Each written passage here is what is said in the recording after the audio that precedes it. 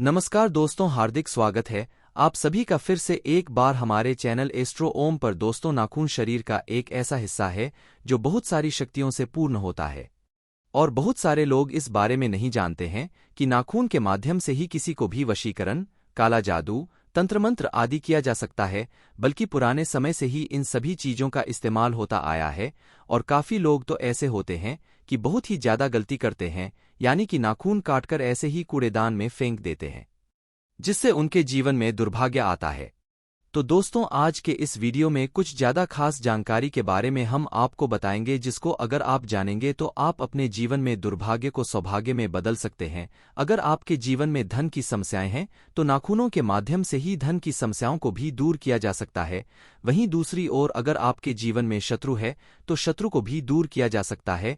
तो इन सभी चीजों के बारे में आज के इस वीडियो में हम आपको बताएंगे, लेकिन उससे पहले वीडियो को लाइक करके कमेंट बॉक्स में ओम नमः शिवाय हर हर महादेव अवश्य ही लिख, जिससे भगवान शिव की कृपा आप पर हमेशा ही बनी रहे। तो दोस्तों, आपको बता दें कि नाखून शरीर के ऐसा हिस्सा है जिसमें किसी भी व्यक्ति का ऑरा वास करता है।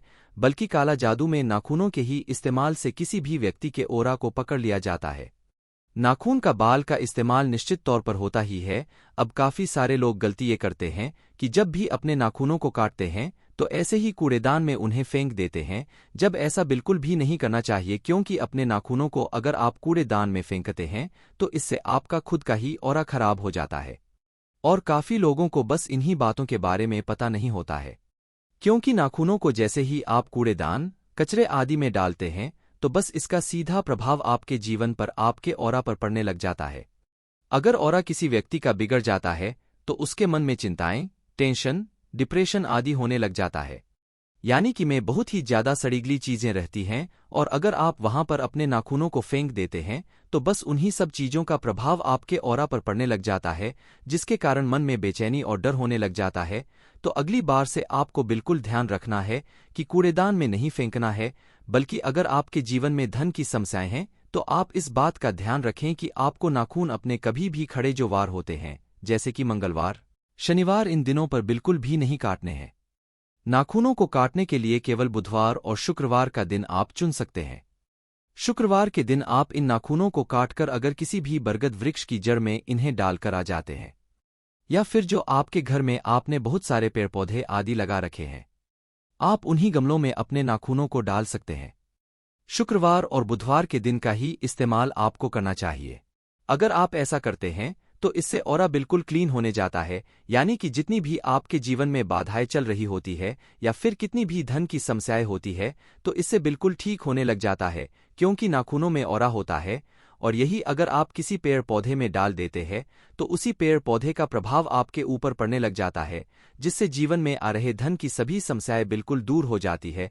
ये आप किसी भी पेड़ पौधे में डाल सकते हैं, चाहे पेड़ पौधा तुलसी का हो या फिर शमी का पौधा हो, किसी भी पौधे में आप इन्हें डाल सकते हैं। लेकिन अगर बरगद के वृक्ष में डालते हैं, क्योंकि जैसा कि हमने अपने पिछले वीडियोज में भी बताया है कि बरगद के जो वृक्ष का विस्तार होता है वह काफी ज्यादा तेजी से और काफी ज्यादा होता है, यानी कि बरगद के वृक्ष को कोई भी रोक नहीं पाता है। चाहे बरगद का वृक्ष कहीं भी उत्पन्न हो जाए, लेकिन इतना ज्यादा विस्तार अपना फैला देता है कि उसकी जड़ें बहुत ही ज्यादा गहराई में मिट्टी तक पहुंच जाती है। तो बस ऐसे ही वृक्ष का आपको इस्तेमाल करना है कि बरगद के वृक्ष की जड़ में अपने नाखूनों को डालकर आ जाना है। इसी प्रकार अगर कोई भी शत्रु आपके जीवन में है या फिर आपके मन में डर, बेचैनी और चिंता हमेशा ही सताती रहती है, क्योंकि बहुत सारे लोग हमसे इस बारे में पूछते हैं कि उनके मन में हमेशा ही अनजान सा भय बना रहता है, डर और चिंता बनी रहती है, जिसके कारण उन्हें नींद भी नहीं आ पाती है।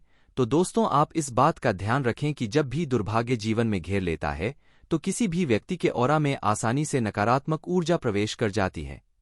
और जब ये नकारात्मक ऊर्जाएं प्रवेश कर जाती है तो यही जीवन में तहसनहस करती रहती है और खुद व्यक्ति समझ ही नहीं पाता है कि आखिर हो क्या रहा है। क्योंकि अगर किसी व्यक्ति के मन में 24 घंटे ही डर, भय और चिंता बनने लग जाती है तो फिर ये समझ लें कि उसका कोई भी कार्य संपन्न हो ही नहीं सकता है।